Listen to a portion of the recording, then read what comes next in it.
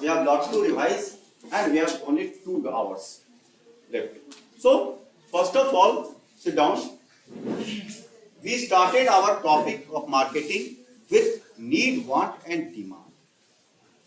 ये जो मार्केटिंग है, मार्केटिंग मैनेजमेंट, कोई भी बिजनेस जो स्टार्ट होता है, कोई भी बिजनेस जो शुरू होता है, वो किसी न किसी के नीड को फुलफिल करने के लिए शुरू किया जाता है। यस और नो? Yes sir. ऑर्गेनाइजेशन का नीड क्या होता है? प्रॉफिटेबिलिटी। और उस प्रॉफिटेबिलिटी को गेन करने के लिए वो देखता है कि कंज्यूमर का क्या नीड है, किस नीड को सेटिस्फाई करने के अगेंस्ट में हमको एक अमाउंट मिलेगा जिससे मेरा प्रॉफिटेबिलिटी का गोल सर्व होगा, राइट?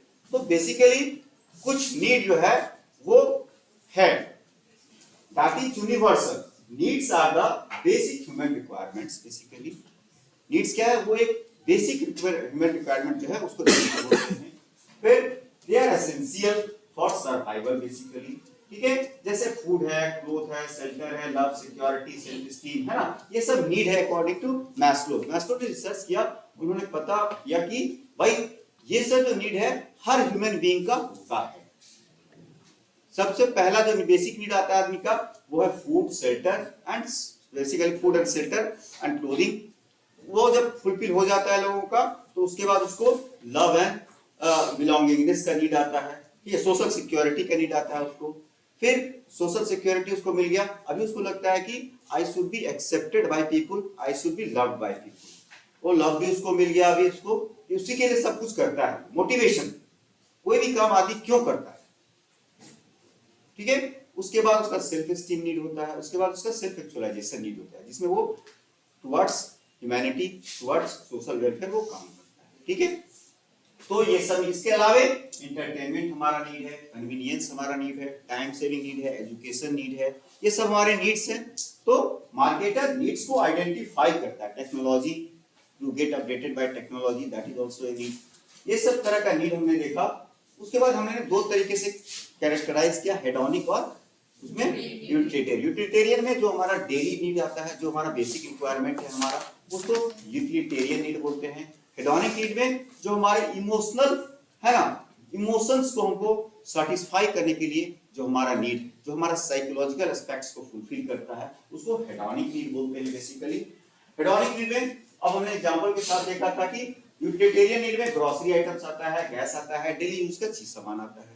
हेडोनिक नीड में जैसे ज्वेलरी आता है, वीडियो गेम्स आता है, टूर एंड ट्रैवल आता है हमारा, है ना? वो सब, म्यूजिक आता है, ये सब हेडोनिक नीड है। यूटिलिटेरियन नीड नहीं अगर फुलफिल होगा तो हमको एडवर्स इफेक्ट हो जाएगा। हम खाना नहीं खाएंगे तो हम बीमार पड़ सकते हैं। बट अगर हम म्यूजिक नहीं सुनेंगे, हाँ, या अगर हम मंदिर नहीं जाएंगे, या अगर हम टूर पे नहीं जाएंगे, तो हमको हो सकता है कि हमारा स्ट्रेस लेवल बढ़े। वो इमीडिएट वो इफेक्ट नहीं करता है। एजुकेशन अगर हमको नहीं होगा तो वो हमको एडवर्स इफेक्ट करेगा। बेसिक नीड है आज के लिए, यस और नो? बट अगर हम टूर पे नहीं जाएंगे तो हो सकता है हमको स्ट्रेस लेवल, जो हम काम करते करते 6 महीना साल भर से काम कर रहे हैं, तो हमारा स्ट्रेस लेवल और बढ़ जाएगा, हमारा लाइफ मोनोटोनस हो जाएगा और हम रिजुविनेट नहीं कर पाएंगे, है ना? तो इस तरह से हेडोनिक नीड हमने देखा, यूटिलिटेरियन नीड हमने देखा। उसके बाद हमने देखा वांट क्या होता है। किसी खास नीड को फुलफिल करने के लिए हमारे पास जो भी ऑप्शन होता है उसको क्या बोलते हैं? वांट। अब नीड हमारा हो सकता है कि फूड है, खाना, हंगर फुलफिल करना, हमको भूख मिटाना हमारा नीड हो सकता है।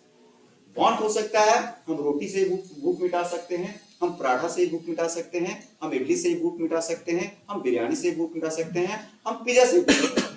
तो ये जो ऑप्शंस है to fulfil a particular need, हमको म्यूजिक सुनना हमारा नीड है। अब म्यूजिक में बहुत सारा म्यूजिक, जो भी ऑप्शंस है ना, हम किशोर कुमार का भी गाना सुन सकते हैं, हम मोहम्मद रफी का भी गाना सुन सकते हैं, हम लता मंगेशकर का भी गाना सुन सकते हैं। ये जो ऑप्शंस है, दीज आर कॉल्ड वांट, है ना? अब वांट को फुलफिल करने का अगर कैपेसिटी हमारे पास है तो that is called demand. Willingness plus capacity to pay, है ना? Want plus capacity to pay is equal to demand. Marketer जो है हमेशा डिमांड फुलफिल करने, डिमांड क्रिएट करता है मार्केट में और उसको फुलफिल करता है। नीड और वांट को आइडेंटिफाई किया और डिमांड को फुलफिल किया, राइट? तो इस तरह से हमने देखा नीड एंड वांट क्या होता है बेसिकली। अब 6 तरह का डिमांड होता है जो हमने लास्ट देख लिया था, negative demand, low demand, latent demand, declining demand, irregular demand, full demand, overfull demand, unwholesome demand. हर तरह के डिमांड को फुलफिल करने के लिए मार्केटर डिफरेंट तरीके का स्ट्रेटजी डेवलप करता है, राइट। तो इसमें हमने देखा था, इतना ही हमने देखा था। इसके बाद हम लोग डायरेक्ट आगे हम लोग अब नीड को, जब हम लोग समझ गए कितने तरह का नीड होता है। एक मार्केटर सबसे पहले नीड को आइडेंटिफाई करता है, उसके बाद वो पता करता है कि एक पर्टिकुलर नीड को फुलफिल करने के लिए हमको क्या करना पड़ेगा। इसका कहां गया ये?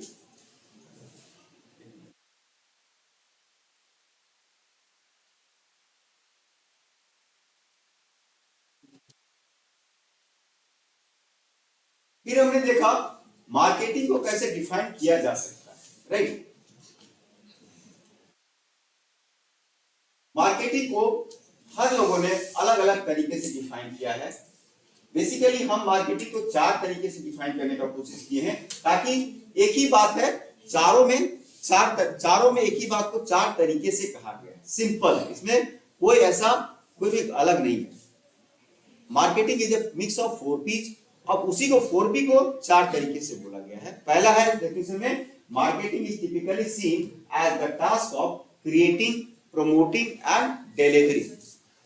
क्रिएट करना, प्रमोट करना, प्रमोशन भी जरूरी है, और डिलीवर करना। डिलीवर मतलब कस्टमर तक पहुंचाना, कंज्यूमर तक पहुंचाना, ऑफलाइन हो, ऑनलाइन हो, कैसे भी करके। ये मार्केटिंग का मोटा डेफिनेशन है।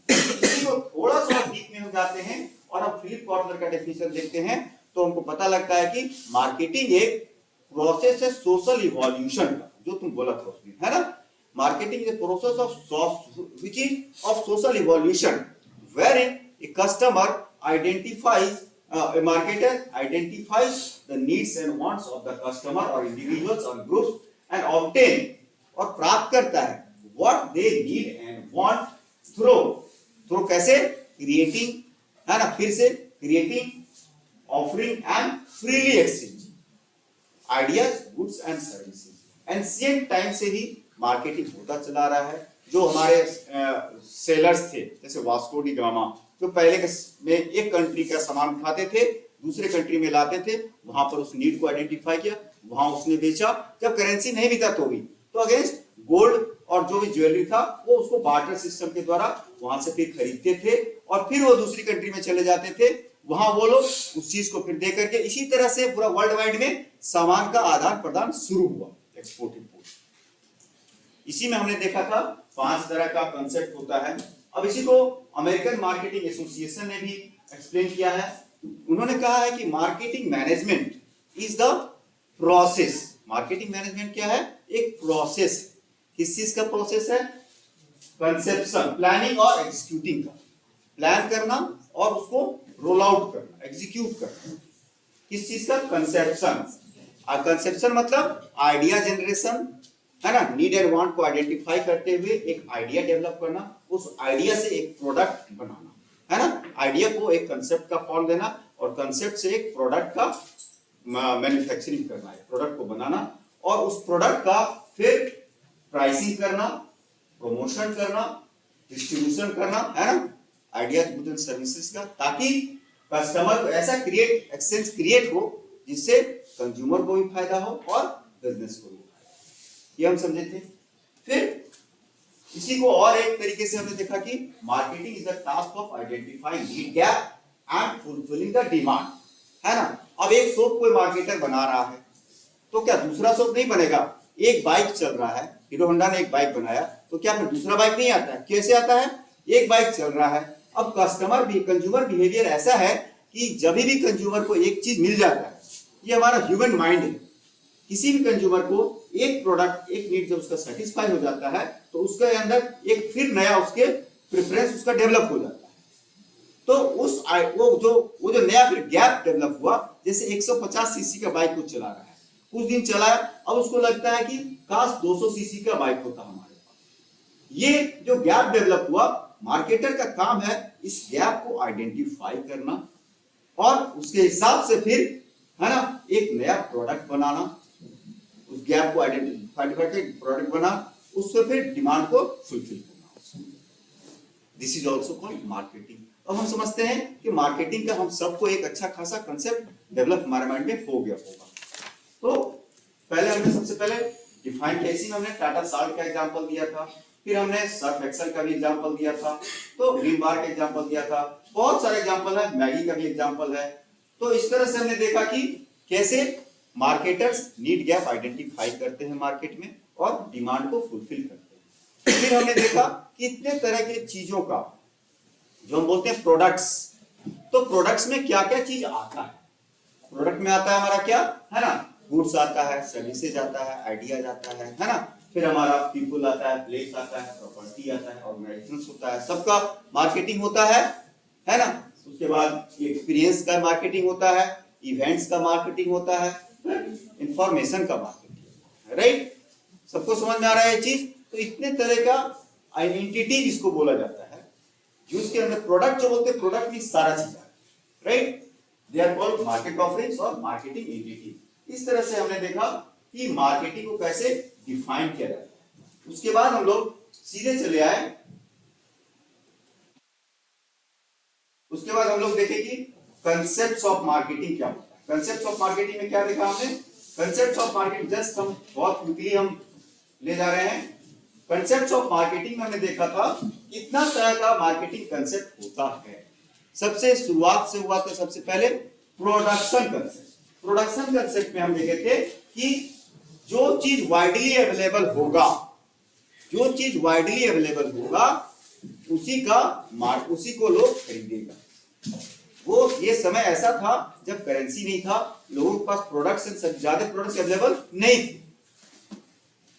तो उस वक्त जिसके पास जो एबंडेंस में था वो उस चीज को दूसरे के साथ शेयर करके अपना नीड फुलफिल करता है। जैसे मेरे पास राइस हम बहुत ज्यादा उपजा सकते हैं, तो हम क्या करें, थ्योरी ऑफ कोर कॉम्पिटेंसी भी इसी से रिलेटेड है। हम राइस बहुत अच्छा उपजा सकते हैं, मेरा खेत है वो राइस के लिए कंपैटिबल है, हम राइस बहुत ज्यादा उपजाएंगे। और आपका खेत हरियाणा में गेहूं बहुत ज्यादा होता है, आप गेहूं बहुत ज्यादा उपजाइए, हम लोग आपस में एक दूसरे का गेहूं आपसे हम एक्सचेंज कर लेंगे और एक दूसरे का नीड को फुलफिल कर लेंगे। चाइना बैटरी बना रही है, हम मोबाइल फोन बना रहे हैं, हम सॉफ्टवेयर बना रहे हैं, सॉफ्टवेयर उसको चाहिए, हमको उसका बैटरी चाहिए, हार्डवेयर चाहिए, एक दूसरे से हम शेयर करें। ठीक है, थ्योरी ऑफ कोर कॉम्पिटेंसी। ठीक है, ये करते करते जब प्रोडक्ट्स अवेलेबल वाइडली होने लगे, हम भी राइस की जगह गेहूं भी हम भी उपजाने लगे, धीरे धीरे सब अवेलेबल होने लगा। तो कंज्यूमर माइंड हमेशा कुछ नया चाहता है। फिर आया प्रोडक्ट कंसेप्ट। ये प्रोडक्ट कंसेप्ट क्या कहता है, प्रोडक्ट कंसेप्ट कहता है कि मार्केटर के पास जो चीज बेस्ट क्वालिटी का होगा, प्रोडक्ट कंसेप्ट ये कहता है कि जो चीज मार्केटर के पास बेस्ट क्वालिटी का होगा वो उसका ज्यादा बिकेगा। तो प्रोडक्ट कंसेप्ट में प्रोडक्ट के क्वालिटी पर ध्यान दिया जा रहा है। प्रोडक्शन कंसेप्ट में अवेलेबिलिटी पे ध्यान दिया जा रहा था, राइट। क्वालिटी का उसका कोई कंसर्न नहीं था वहां पे। फिर क्वालिटी पे आया बात, अब हमको क्वालिटी अच्छा चाहने लगा, तो मार्केटर अच्छा क्वालिटी का प्रोडक्ट बनाने लगे। ठीक है, लेकिन क्वालिटी का बनाते बनाते क्या हुआ कि मार्केटर को लगने लगा कि हम अच्छा क्वालिटी का प्रोडक्ट बनाएंगे तो कंज्यूमर तो मेरे पास गिर के आएगा, उससे सेल्स ग्रोथ नहीं हो रहा। लोगों का जितने में नीड सेटिस्फाई हो जा रहा था उतने ही से वो लोग संतुष्ट हो जा रहे थे। अब मार्केटर को लगा कि भैया जब तक हम थोड़ा अग्रेसिवली उसको फोर्स नहीं करेंगे परचेज करने के लिए, ठीक है, वो 100 ग्राम खा के ही पेट भर ले रहा है। उसको वैरायटी हम जाके बोलेंगे नहीं कि आप 2 तरह का चावल, आज मंडे को दूसरा चावल खाइए, संडे ट्यूसडे को दूसरा चावल खाइए, उसको हम फोर्स नहीं करेंगे। उसको हम फोर्स नहीं करेंगे कि आप दिन में 2 बार आप इस्तेमाल कीजिए टूथपेस्ट, है ना, आपके हेल्थ के लिए अच्छा है। जब तक हम उसको रीइंफोर्स नहीं करेंगे मेरा सेल्स नहीं बढ़ेगा। नोकिया सोचती थी कि हमारा प्रोडक्ट बहुत अच्छा है तो कंज्यूमर खरीदेगा ही खरीदेगा। Nokia was not understanding the changes going on in technology, in marketing situations और in consumer preferences. BlackBerry, they could see BlackBerry का बहुत अच्छा फोन आता था, but that also marketer could also not identify the change in marketing environment। तो अब आया concept selling. Selling ये कहता है कि आप जितना ज्यादा अच्छा अग्रेसिव सेल्स प्रमोशन स्ट्रेटजी अपनाएंगे, जितना ज्यादा अग्रेसिव सेलिंग करेंगे, मेरे पास भी बासमती है, तुम्हारे पास भी बासमती है, कंज्यूमर किसका खरीदेगा? हम पहले जाएंगे तो ना मेरे पर खरीदेगा, नहीं तो आएगा उसको जितना जरूरत होगा जिससे खरीद लेगा। अब हमको तो प्रॉफिट अपना बढ़ाना है, हमको क्या करना पड़ेगा? हमको कंज्यूमर के पास जाना पड़ेगा। तो सेलिंग कंसेप्ट में जो कस्टमर सेंट्रिक अप्रोच अपनाया जाता है, कस्टमर सेंट्रिक। प्रोडक्शन कंसेप्ट में प्रोडक्ट सेंट्रिक था, सेलिंग कंसेप्ट में कस्टमर सेंट्रिक। ठीक है, अभी हम अग्रेसिव सेलिंग कर रहे हैं, लेकिन अभी भी हम अपने मन से प्रोडक्ट बना रहे हैं। फिर आया मार्केटिंग कंसेप्ट। मार्केटिंग कंसेप्ट कहता है कि आपको कस्टमर के नीड एंड वांट को प्रॉपरली आइडेंटिफाई करना पड़ेगा, उसके हिसाब से प्रोडक्ट आपको डेवलप करना होगा, उसका प्राइसिंग भी उसी तरीके से करना होगा, प्रमोशन भी आपको करना पड़ेगा कि उसको लगे कि भैया ये जो विम बार है ये मेरे लिए बनाया गया है, ये जो सर्फ है इसमें मेरा फायदा है, उसको बताना पड़ेगा।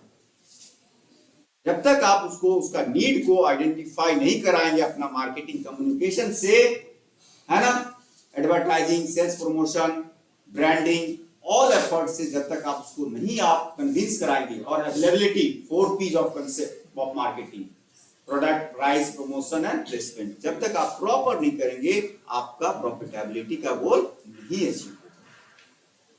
तो इस तरह से आया कंसेप्ट मार्केटिंग का। मार्केटिंग के बाद भी बहुत अच्छा होने लगा, फिर कंपटीशन और बढ़ने लगा, है ना, कंपटीशन बढ़ने लगा। 21st सेंचुरी में टेक्नोलॉजी डेवलप हो गया, फिर मार्केटर्स को लगा कि भैया अब और क्या, हम क्या बोल रहे हैं, marketing is a process of social evolution. आज एआई का जमाना है, आज हमको रात में 11 बजे कोई चीज परचेज करने का मन होगा, हम रात में 11 बजे ही परचेज कर सकते हैं। तो नीड एंड वांट है कस्टमर का, उसको 24/7 चाहिए प्रोडक्ट, उसको प्रेफरेंस चाहिए रिटर्न करने का, उसको क्वालिटी चाहिए, क्वालिटी के साथ प्राइस भी कम चाहिए, उसको ऑफर से बहुत सारा चाहिए उसको। तो ये सब कैसे होगा?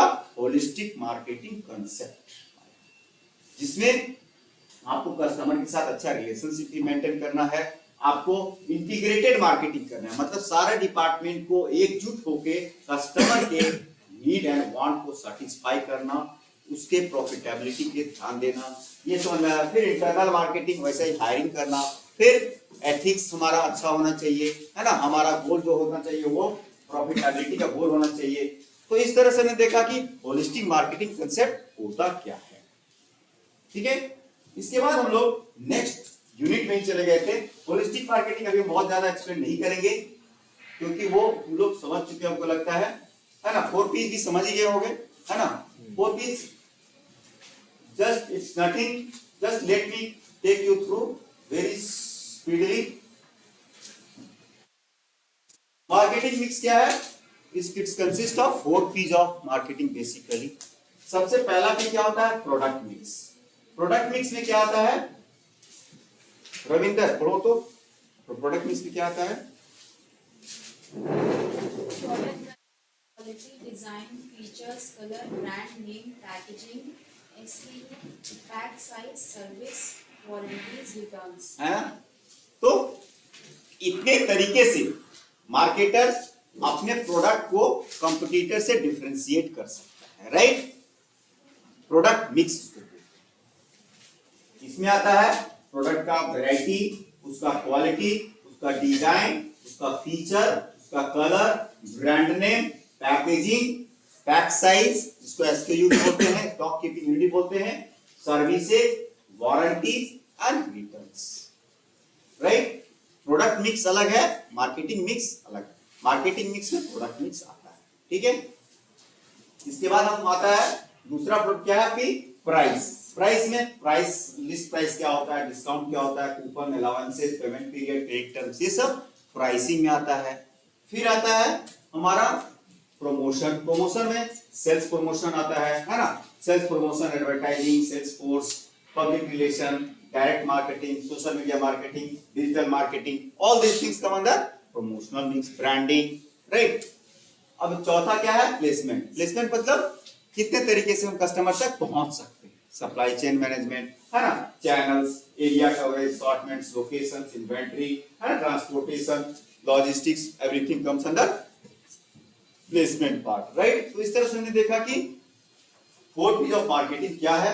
Fourth piece of marketing is again a marketing definition also, right, defining marketing. It's also manner और वे ऑफ डिफाइनिंग मार्केटिंग। इसके बाद हम लोग सीधे चले आते हैं हमारे जो और एक इंपॉर्टेंट टॉपिक है, market oriented strategic planning, right. इसके बाद हम लोग होलिस्टिक कंसेप्ट समझे थे, है ना। उसके बाद 4 मार्केटिंग कंसेप्ट देखे थे, स्टेट्स ऑफ डिमांड देखे थे। फिर हमारे पास एक बहुत ही अच्छा टॉपिक था, market oriented strategic planning. Strategic planning होता क्या है? अभी जब हमने ये एक बेसिकली कॉर्पोरेट लेवल पे होने वाला डिसीजंस है और प्लान है। जब भी हम स्ट्रेटेजिक प्लानिंग की बात करते हैं तो एक लॉन्ग टर्म प्लानिंग समझ में आ रहा है फैजान एवरीवन, है ना। Strategic planning is a long term process. अब उसमें आता क्या है? Defining the corporate mission. Strategic planning में पहले हम कंपनी का मिशन बनाते हैं, विजन पहले डेवलप करते हैं। विजन मतलब हम कैसा दिखना चाहते हैं। गूगल का विजन है ना, विजन पहले हमारा डिफाइन होता है कि हम कैसे अपने आप को दिखना चाहते हैं। मेरा ऑर्गेनाइजेशन किस रूप में, नेस्ले, जब नेस्ले की बात करोगे तो तुम्हारे दिमाग में एक अलग प्रोडक्ट का है ना, उसका एक पर्सनालिटी डेवलप होगा। गूगल की बात करोगे वो अलग डिफाइन हो जाएगा, डेटा है ना, मैप्स। नेस्ले तुम्हारे दिमाग में फूड आ जाएगा, राइट। उसी तरह से एरो, आईफोन, कोई भी कंपनी, फेसबुक, उसका एक विजन होता है कि हम किस, क्या कि तुम सब तरह का विजन, तो 10 तरह का विजन नहीं बना सकते हो। तुमको एक फोकस होना चाहिए तुम्हारे दिमाग में, कहां पहुंचना है, इट्स विजन। कैसे पहुंचना है, इट्स मिशन। रोड मैप हमारा क्या हो, that is called mission. Mission बना लिए, फिर अब हम एसबीयू डेवलप करेंगे। हमको शिक्षा देना है। शिक्षा देना है तो हम पहले एक यूनिवर्सिटी खोलेंगे, राइट। यूनिवर्सिटी में हम डिफरेंट डिपार्टमेंट्स खोलेंगे, डिफरेंट डिपार्टमेंट्स खोलेंगे। कोई कंपनी खोलेंगे, उसमें डिफरेंट प्रोडक्ट्स लाएंगे या डिफरेंट उसका डिविजन्स लाएंगे।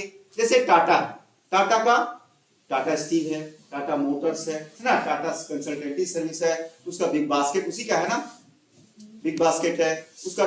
वो जूडो भी उसी का है, लाइफ है ना, वेस्ट साइड बहुत। तो हमको division SBU, strategic business unit.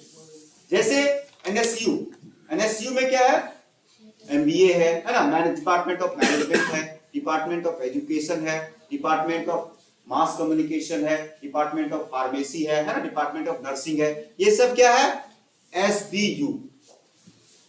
Mission divide कर लिए, गोल हमने पता कर लिया, हम गोल क्या है। अब हम लोग स्ट्रेटेजिक बिजनेस यूनिट डेवलप करेंगे। स्ट्रेटेजिक फिर इसलिए बोल रहे हैं क्योंकि एक दिन में बिजनेस खड़ा करके उसको ऑफ तो करने वाले हैं नहीं हम। कोई बिजनेस स्टार्ट करेंगे तो चलेगा long term. Again business unit, strategic, long term, clear. उसके बाद उसको रिसोर्सेज असाइन करेंगे, है ना। कोई डिपार्टमेंट खड़ा कर लिया, उसको रिसोर्स देंगे ना, उसको ह्यूमन रिसोर्स देंगे, उसको प्रोडक्शन कैपेसिटी देंगे, है ना, उसके अंदर उसको और भी जो भी रिक्वायरमेंट उसका होगा तो वो रिसोर्स उसको प्रोवाइड करना, फाइनेंशियल रिसोर्स प्रोवाइड करना, ह्यूमन रिसोर्स प्रोवाइड करना, like that, marketing resource provide करना, उसको रिसोर्सेज प्रोवाइड कराएंगे। उसके बाद प्लानिंग न्यू बिजनेस, ये तो कंटिन्यूअस प्रोसेस है।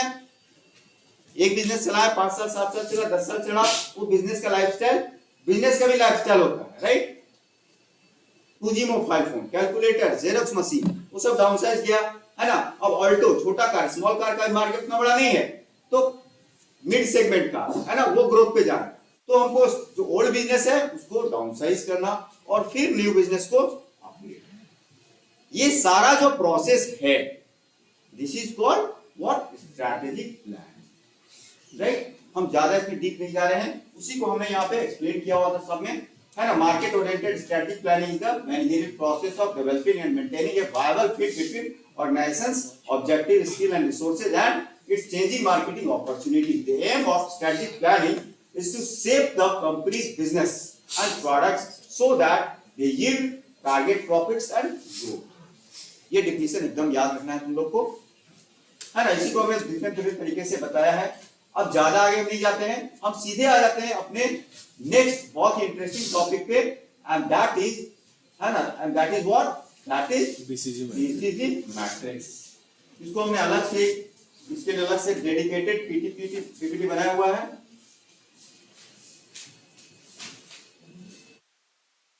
बीसीजी मैट्रिक्स, है ना, क्या है, कोई बोलेगा? Anyone can try? Can anyone try to explain BCG matrix? Sandhya, BCG matrix क्या है बोलो? BCG मैट्रिक्स एक तो बिजनेस मॉडल है, फॉर्म है बॉस्टन कंसल्टेंसी ग्रुप, स्टेजेस है, स्टार, डॉग, कैश काउ और क्वेश्चन। सबसे पहला क्वेश्चन मार्क में ये होता है कि जब कोई नया बिजनेस स्टार्ट करता है तो उसमें बहुत ज्यादा इन्वेस्ट करना होता है, तो क्वेश्चन मार्क में investing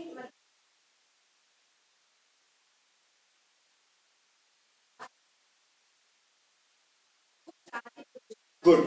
Just let me clear. It's good. Very good. You understood? BCG matrix is just a strategic planning process. What is it? It's a strategic planning process. समझ आ रहा है? बोलेगा BCG मैट्रिक्स क्या है? Question आया था interview में, right? तो सबसे पहले हमको बोलना है BCG मैट्रिक्स एक strategic planning process, right? Sir उसमें हम एक बिजनेस मॉडल डेवलप करते हैं। क्या करते हैं उसमें? हम बिजनेस का मॉडल डेवलप करते हैं, right? BCG Boston consultancy group एक है ना, एक कंसल्टेंसी ग्रुप है जिन्होंने एक बिजनेस मॉडल डेवलप किया। उस मॉडल के अनुसार उन्होंने जितना तरह का भी बिजनेस प्रैक्टिसेस चल रहा है उसको उन्होंने 4 कैटेगरी में डिवाइड किया। अकॉर्डिंग टू उसका जो कैरेक्टरिस्टिक्स है उसके हिसाब से उनको 4 कैटेगरी में डिवाइड किया। सर पहला है क्वेश्चन मार्क, दूसरा है स्टार, तीसरा है कैश काउ, चौथा है डॉग। सर ये जो बाइफरकेशन का और या डिवीजन का जो उसका क्राइटेरिया था उसको उन्होंने बेसिकली दो बेसिस उन्होंने रखा। पहला था रिलेटिव मार्केट शेयर, है ना, undergoes according to Philip Kotler any business undergoes 4 phases of product life cycle. The Boston Consultancy Group developed a matrix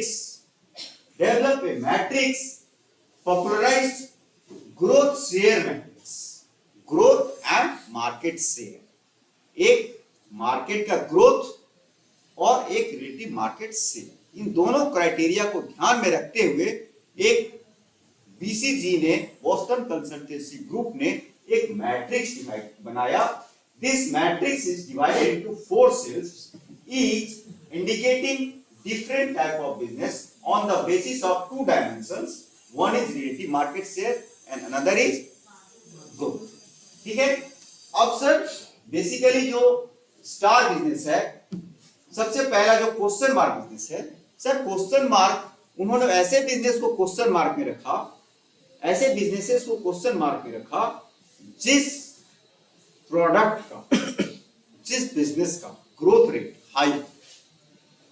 high मतलब सर अभी आर्टिफिशियल इंटेलिजेंस का जो बिजनेस है, एआई बिजनेस है ना, उसका या ऑनलाइन एजुकेशन, उसका ग्रोथ रेट बहुत हाई है, 30%, 27%, है ना। मेटावर्स वो 37% से ग्रो कर, तो ग्रोथ रेट और ऐसा बिजनेस जो हाईली ग्रोइंग मार्केट में काम कर रहा है, ठीक है, ए लो मार्केट शेयर, और उसमें उसका मार्केट शेयर लो क्यों है? क्योंकि वो एक नया बिजनेस है ना। अभी जैसे हमारी किसी यूनिवर्सिटी में हमने एक नया कोर्स स्टार्ट किया, तो भैया हमने पहला बार कोर्स स्टार्ट किया है, कोई भी ऑर्गेनाइजेशन एक नया प्रोडक्ट डेवलप किया, बनाना शुरू किया, तो वो प्रोडक्ट बनाना शुरू किया, मार्केटिंग शुरू किया, वो मार्केट है 10,000 करोड़ का। 10,000 करोड़ में ये पहले स्टार्ट करेगा तो इसका मार्केट शेयर तो लो होगा। 10,000 करोड़ क्यों है? क्योंकि वो बहुत ग्रोइंग मार्केट है, उसका मार्केट बहुत बड़ा मार्केट, हाईली ग्रोइंग मार्केट है, उसमें हम एक नया बिजनेस स्टार्ट करें, हमारा मार्केट शेयर तो लो होगा। एयर इंडिया, टाटा के लिए क्वेश्चन मार्क। कोई भी नया बिजनेस, नया प्रोडक्ट जब कंपनी लॉन्च करती है तो वो बिजनेस या उसी को एसबीयू बोलते हैं, that is a question mark business sir, because a marketer has to invest lots of money in plant, machinery, marketing, hiring sales people, developing sales and distribution channels, promotion and all, inventory and all. But he is not sure. He is not sure of the profitability of the business. Yes or no? That is why that business is termed as a question mark business. All sorts of business which is under the introduction stage of PLC are question mark business until that has not crossed the break-even point. So, sir, once the business is crossing the break-even point, rightly told by Sandhya, and started fetching the profitability, है ना? अभी profit आना शुरू हो गया, profit आना शुरू हो गया है, हाईली ग्रोइंग मार्केट में है, सक्सेसफुल हो गया हमारा काम, ठीक है। अभी 4 साल तक भी यहाँ बीटेक चल रहा है, प्लेसमेंट अच्छा हो गया, तो हमारा जो हम इन्वेस्टमेंट किए थे मेरा अभी वो रिटर्न देने लगा, ब्रेक इवन क्रॉस कर गया, then it is called a star business. Sir, star business is working in a high market share, अभी उसके मार्केट शेयर उसका हाई हो गया, हो रहा है, ठीक है, हो रहा है, और वो हाईली ग्रोइंग मार्केट में, अभी भी जो मार्केट का ग्रोथ रेट है हाई है। अभी जैसे एसी है, एसी का मार्केट का ग्रोथ रेट अभी हाई होगा, आज से 20 साल पहले हाई होगा, आज से 20 साल पहले वो मार्केट 200% से ग्रो कर रहा होगा, राइट? समझ आ रहा ना? जब लोगों के घर में एसी नहीं था, एक टोला मोहल्ला में, एक कॉलोनी में एक एसी होता था, उस वक्त उसका ग्रोथ रेट बहुत हाई होगा, पहला साल 100 करोड़ का बिका, दूसरा साल 500 करोड़ का बिका, तो 400% ग्रोथ हो गया। बट क्या आज भी वैसे ही हो रहा होगा? आज तो अगर 10,000 करोड़ का होगा मार्केट तो 10,500 बिक रहा होगा, करोड़ हो रहा होगा, वही 500 करोड़ है, लेकिन अभी वो 10% पे आ गया या 5% ग्रोथ रेट है, तो highly growing market, that business is called star business. अच्छा सर, स्टार बिजनेस भी हो गया, अभी प्रॉफिटेबिलिटी आ रहा है, लेकिन अभी भी मार्केटर को इन्वेस्ट करना जरूरी है, क्योंकि कंपटीटर्स भी आ रहे हैं सर, हम सक्सेस हो गए हैं, है ना, पर कंपटीटर भी आना शुरू हो जाएगा ना, और भी नया ब्रांड आना शुरू हो गया उस प्रोडक्ट कैटेगरी में, तो कंपटीशन भी अभी है, तो I have to pour in money continuously in terms of diversifying the geography, increasing the customer base, right? Promotional activities, branding, integrated marketing, communication, so that I can reach to the maximum consumers and fetch the most of return on investment, maximize the return on investment.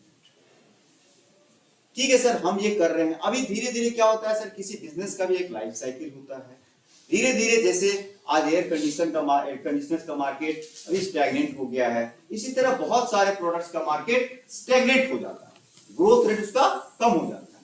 But sir, हमारा उस group में business से market share हमारा high है, तो ऐसा business जिस business का ग्रोथ रेट लो है, बट उसमें हमारा जो एसबीयू है वो एक लीडर है, that business, that SBU is called a cash cow.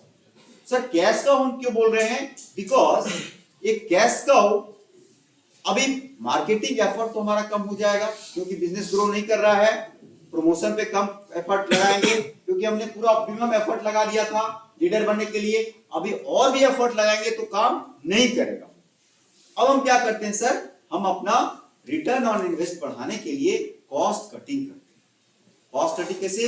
Marketing expense घटाते हैं, डिस्ट्रीब्यूशन चैनल जहां पे रिटर्न हमको नहीं आ रहा है जिस मार्केट से, वहां से अपना ऑपरेशन हम विड्रॉ करेंगे, हम अगर अपने से बना रहे थे तो उसको थर्ड पार्टी से बनाना चालू करेंगे, लाइसेंसिंग करेंगे, फ्रेंचाइजी देंगे, ताकि हमारा cost of production reduce, operation cost reduce करेंगे। इस तरह से हम अपना प्रॉफिटेबिलिटी, उससे रेवेन्यू ज्यादा से ज्यादा एक्सट्रैक्ट करेंगे। तो हमारा कॉस्ट ऑफ प्रोडक्शन कम हो गया, रेवेन्यू बढ़ रहा है, हमारा वो कैश को इसीलिए कहलाता है सर, क्योंकि उससे हमको प्रॉफिट सबसे ज्यादा।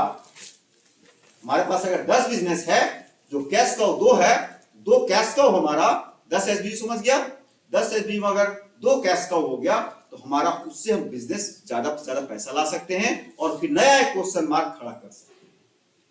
That is why it is called a cash cow. We can milk the business as much as possible. Sir अब धीरे धीरे क्या होता है, बिजनेस जैसे प्रोडक्ट लाइफ साइकिल में प्रोडक्ट का लाइफ मैच्योरिटी से डिक्लाइन की ओर जाता है, उसी तरह किसी बिजनेस का भी लाइफ साइकिल होता है और वो डिक्लाइन की तरफ जाता है। और जब डिक्लाइन की तरफ जाता है तो उसका ग्रोथ रेट स्टैग्नेंट हो जाता है, और जब स्टैग्नेंट हो जाता है तो वो मार्केट का डिमांड भी कम हो जाता है। आप कितना भी एफर्ट लगा लें, आज 2G मोबाइल फोन आप नहीं बेच पाएंगे, आप कैलकुलेटर्स नहीं बेच पाएंगे, आप BA MA का कोर्स को ज्यादा रन नहीं करा पाएंगे, राइट। आज डेटा साइंस का, आज आर्टिफिशियल इंटेलिजेंस का जमाना है। आज आपको मार्केट का ट्रेंड जो देखना होगा, अगर अब वो डाउन हो गया है तो आपको फायदा इसी में है, उससे आप, ये एक ऐसा बिजनेस है, 4 कैटेगरी में डॉग एक ऐसा बिजनेस है जो लो मार्केट शेयर है इसमें इसका, क्योंकि अब वो डिक्लाइन में चला गया, कंपटीटर्स आ गया है। हमारा दूसरा क्वेश्चन मार्क में ध्यान था, स्टार में ध्यान था, और कैश काउ से विड्रॉ कर लिए, है ना, पैसा ले लिए, अब वो डिक्लाइन में चला गया और वो मार्केट भी डीग्रो कर रहा है। तो ऐसा बिजनेस जो कि हमारे लाख एफर्ट लगाने के बावजूद भी हमको प्रॉफिट नहीं दे रहा है, दैट बिजनेस, और उस मार्केट का ग्रोथ रेट, मार्केट का भी ग्रोथ रेट कम है, हमारा एसबी का तो ग्रोथ रेट कम ही है, वो मार्केट भी डिक्लाइन में, like AC, air conditioners and all.